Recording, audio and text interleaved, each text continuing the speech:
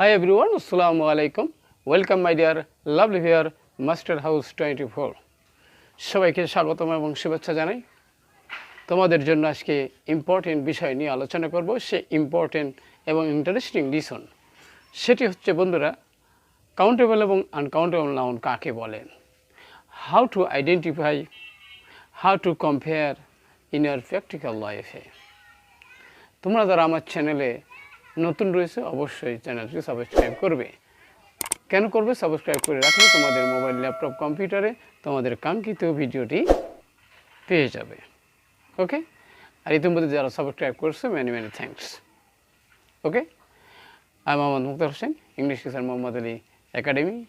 সবাইকে আজকের নতুন টপিকস, সেটি হচ্ছে কাউন্টেবল এবং আনকাউন্টেবল কাকে বলে, সেই বিষয়ে আমরা বিস্তারিত জানব। এর পূর্বে কিন্তু আমি তোমাদের নাউন কি, নাউন কত প্রকার, কী কী সে বিষয়ে আলোচনা করেছিলাম। আর আজকে আমরা আলোচনা করব কাউন্টেবল এবং আনকাউন্টেবল কীভাবে আমরা আমাদের বাস্তব জীবনে সেটি আমরা আইডেন্টিফাই করতে পারবো, অ্যাপ্লাই করতে পারবো এবং আমাদের বিভিন্ন ক্ষেত্রে আমরা কীভাবে সেগুলো আমরা কাজে লাগাতে পারি, সেই বিষয়টি আজকে জানব। Number talk, now go to our whiteboard, try to understand. I hope you are ready with your own khata and pen. Write down with me. So let us start our lesson. My dear lovely viewers, how to compare countable versus uncountable noun কীভাবে আমরা identify করতে পারবো এবং আমাদের বাস্তব জীবনে সেটি আমরা খুঁজে বের করতে পারবো। তাহলে প্রথমে আমাদের ডেফিনেশনটা জানার দরকার। কাউন্টেবল নাউন কি? A countable noun is the name of anything which can be counted by number. অর্থাৎ কাউন্টেবল নাম্বার অর্থাৎ যে নাউনটা আমরা গণনা করতে পারি, যেটাকে আমরা গুনতে পারি, গণনা করতে পারি, সেটাকে বলা হয় কি কাউন্টেবল নাউন। ওকে, তাহলে ফর এক্সাম্পল উদাহরণস্বরূপ আমরা বলতে পারি কি আই হ্যাভ এ বুক, আমার একটি বই আছে। এখানে বন্ধুরা কাউন্টেবল নাউনের কিছু বৈশিষ্ট্য বা ক্যারেক্টার আমাদের জানা দরকার। কাউন্টেবল নাউনকে আমরা এক বচন এবং বহু বচনে আমরা সেটি কি আইডেন্টিফাই করতে পারি। সাপোজ এখানে বলতে পারে কি I have a book, we have 2 cows। তাহলে এখানে এক বচন এবং বহু বচন অর্থাৎ সিঙ্গুলার এবং প্লুরাল হয়। তাহলে আমরা জানলাম যে কাউন্টেবল নাউনের বৈশিষ্ট্যের মধ্যে কি সিঙ্গুলার এবং প্লুরাল হয়, সেই বৈশিষ্ট্য আমরা দেখতে পেলাম।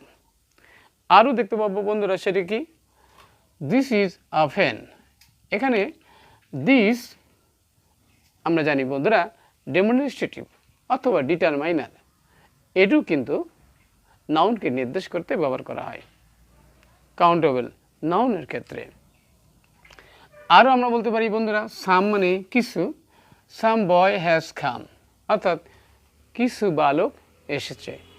তাহলে আরও আমরা বলতে পারি কি দিস গার্ল আর স্টুডেন্টস অর্থাৎ এই বালিকাগুলো হচ্ছে ছাত্রী।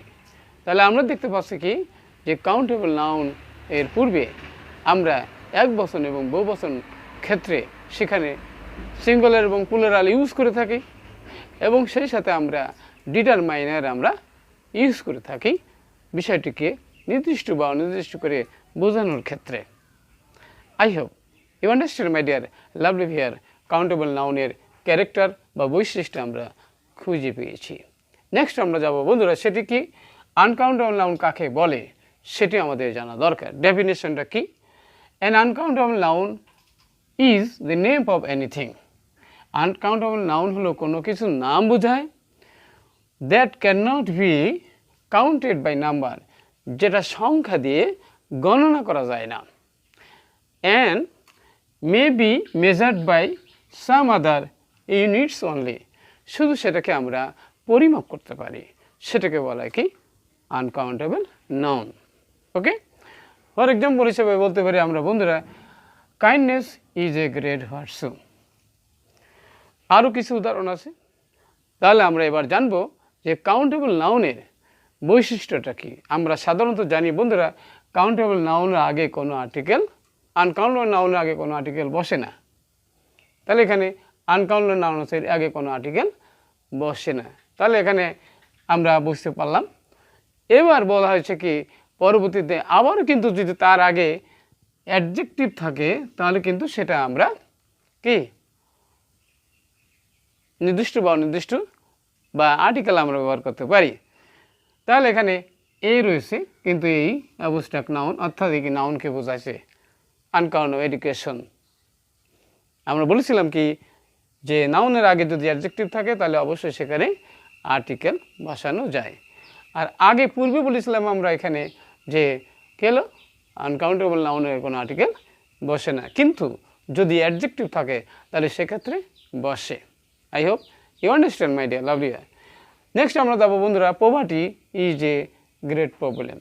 দারিদ্রতা একটি বড় সমস্যা। তাহলে পভার্টি এখানে কোনো আর্টিকেল বসে না, কিন্তু এখানে প্রবলেমের সমস্যা এখানে কিন্তু দেখো যে এখানে কিন্তু কী বসেছে, এই বসেছে, এখানে কিন্তু কি প্রবলেম আছে।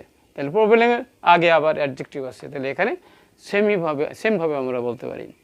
এবার আমরা বলেছিলাম বন্ধুরা যে সুগার মানে কি, এটা কি ম্যাটেরিয়াল নাউন বা আনকাউন্টেবল নাউন আমরা বলে থাকি। এটা কাউন্ট করা যায় না, পরিমাপ করা যায়। তাহলে আনকাউন্টেবল বা ম্যাটেরিয়াল নাউনের আগে কোনো আর্টিকেল বসে না, কিন্তু সেখানে যদি কি থাকে, পরিমাণ থাকে, যেমন I need a bag of sugar, তার মানে এক ভাগ আমার সুগার বা চিনির প্রয়োজন। তাহলে এখানে পরিমাণ দেওয়া রয়েছে, তাহলে যদি পরিমাণ বোঝায়, অ্যামাউন্ট বোঝায়, তাহলে সেক্ষেত্রে আমরা কি আর্টিকেল ব্যবহার করতে পারি। I hope you understand my dear lovely viewer.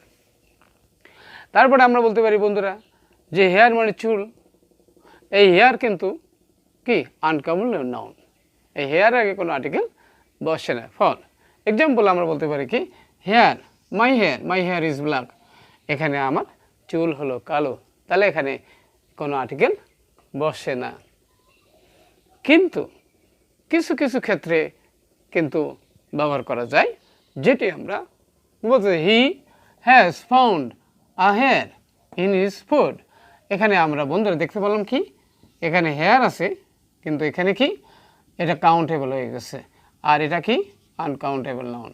ওকে, আর এটা কি কাউন্টেবল। তাহলে এখানে আমরা জানি বন্ধুরা যে একই জিনিস কখনো কি কাউন্ট হতে পারে আর কখনো আনকাউন্টও হতে পারে। I hope you understand my dear lovely viewers. তাহলে আমরা জানলাম কাউন্টেবল নাউন কি, কাউন্টেবল নাউন আমরা আমাদের বাস্তব জীবনে কীভাবে আমরা অ্যাপ্লাই করতে পারি সেই বিষয়টি আমরা জানলাম। আজকের ভিডিওটি তোমাদের নিশ্চয়ই ভালো লেগেছে, আর যদি ভালো লাগে অবশ্যই লাইক এবং শেয়ার করতে ভুলবে না। সবাই সুন্দর এবং সুখী জীবন কামনা করে এখানেই বিদায় নিচ্ছি। আসসালামু আলাইকুম।